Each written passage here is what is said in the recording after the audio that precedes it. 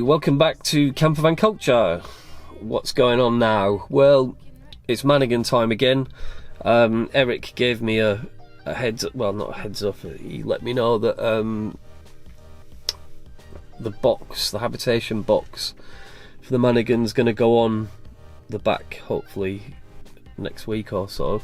At the minute it's still on the ground, so he said it might be a good idea if I come over and cut all the windows out and the door, rather than do it at high level. So that was a great idea, so that's why I'm here. You might notice I'm in a rental van. That's because the Westie is due its MOT, ran out, and I just basically haven't had time to look at it and get a couple of small jobs done for that.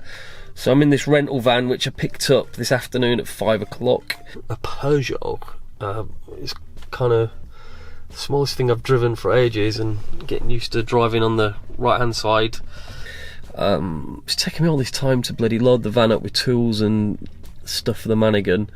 I'm now in Folkestone. I've decided to come on the tunnel, try that this time rather than the ferry, which was a good move because they closed the M20 and there's a massive divert, and it's now 1:30 in the morning. I've been up since 6, so I'm going to get on the ferry now. Not the ferry, the tunnel now, the train.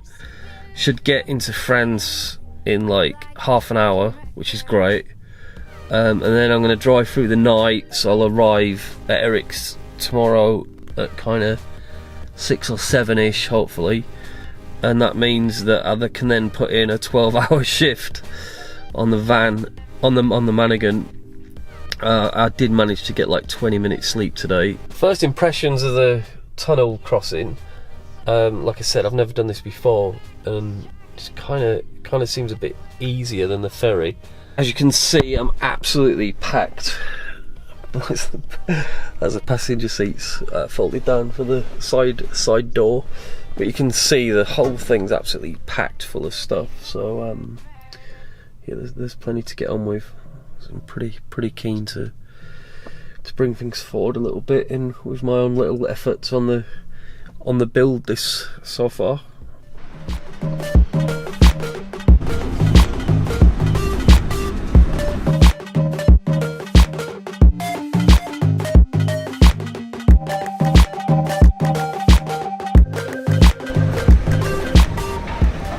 Well, that's it, I'm all on, parked up. Everyone seems really friendly, not like the ferry where it's a bit, I don't know, old and kind of traditional way of crossing. Yeah, it's really good. The good thing is as well, you're not on those ferries, you kind of like get out and get something to eat and like spend a bloody fortune on the boat. This way you just stay in the vehicle the whole time, and I don't think there's even anything to spend any money on. So if it is slightly more expensive to do it this way, you probably save 40 quid on a meal that you would have spent on the ferry usually. If I was in the Westie now, I would have definitely pulled the bed down in the back and had a kip. Unfortunately, in the Peugeot, there's not much room for that.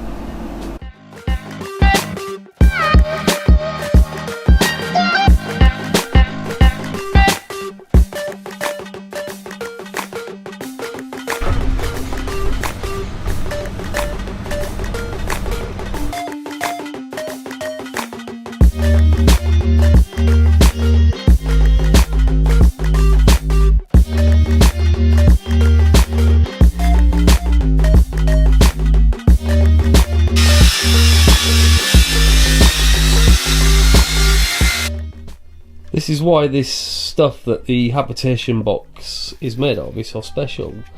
This is the outside here, this is the middle, this is 60mm, and along the top, this is the bit I've just cut out from the door, you can see they've inserted aluminium just on the inside underneath the fiberglass, so when I screw the cupboards to the wall, you've got a good fixing. It's pretty well thought out actually, I love it. Back,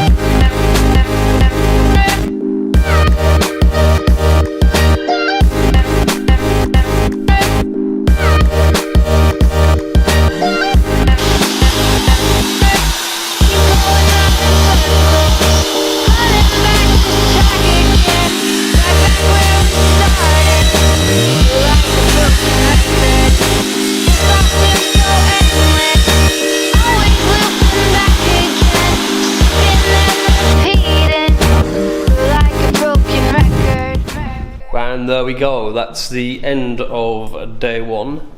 I managed to get all the windows in and I got a door, which is cool.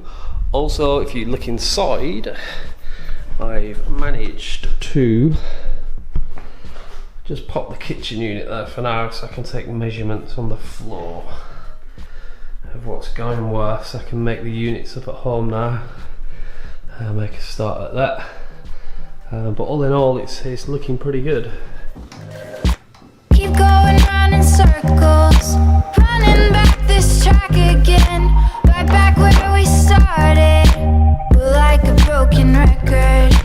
This all seems Well, after a solid bit of kip there, and what I thought was going to be an early night, but ended up being another drinking session. Going to do some work on the actual truck today, so I'm going to take a look how the exhaust needs to go back on. It's going up before, it needs to go underneath. There's a few other bits and bobs I wouldn't mind doing, but as it's now bloody 10 o'clock, I just woke up, I need to get a move on. Now we're at the truck. That's the bit I need to get rid of and run it all underneath.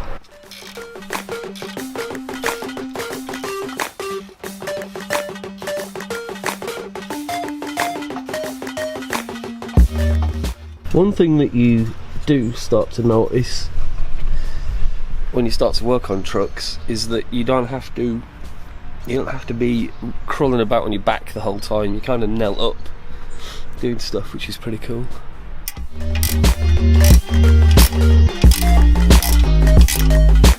keep going round in circles. This is a bit I couldn't buy, so I had to make up a bracket. Just hold it up from that mount. Oh, one job less to do. Always looping back again, skipping and repeating. Well, that's all done. And as this was only a flying visit, time to head home.